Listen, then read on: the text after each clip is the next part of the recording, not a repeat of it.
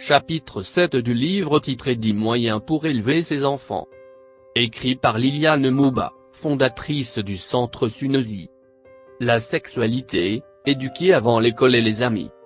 Voici un des sujets tabous. Arrêtons, la société est remplie de perversité. Si vous n'éduquez pas votre enfant, les médias, les cours de sciences naturelles le feront. Mon mari fut ôté de voir une poupée ayant un sexe mâle dans une crèche. Prenez les devants, sinon vous serez dépassé.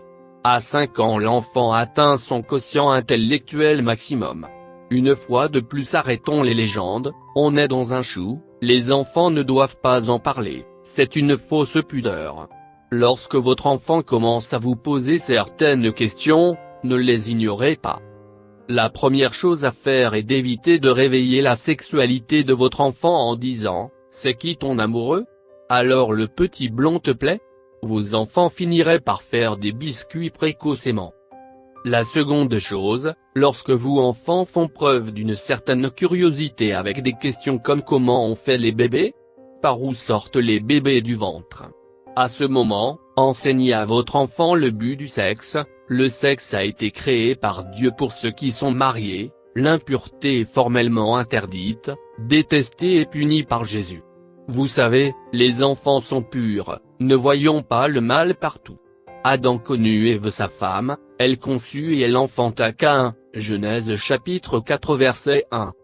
Éduquons nos enfants, à partir d'un certain âge sur la beauté de l'union et de l'acte sexuel selon Dieu. Prêtez l'oreille à leurs questions et utilisez la parole de Dieu pour y répondre, plantez les bonnes semences. Un acte sexuel a des conséquences hors de la volonté de Dieu, l'amour libre, l'homosexualité, les posters de personnes nues dans les rues, la masturbation, la pornographie, le sexe avant le mariage, l'infidélité, l'adultère, la polygamie. À 5 ans, les enfants deviennent très curieux. Une seule relation sexuelle avec une personne qui a eu 10 relations avec des personnes qui ont eu chacune 5 relations dont des prostituées.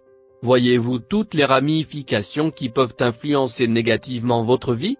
C'est pour cela que vous devez faire attention à qui vous confiez vos enfants. Maintenant, décidez d'éduquer vos enfants dans le domaine de la sexualité. La parole de Dieu est la base solide pour bâtir leur pureté. Ne vous laissez pas intimider par ceux qui vous traiteront de retardés, de démodés.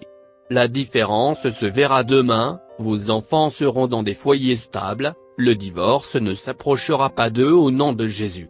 Dieu vous bénisse.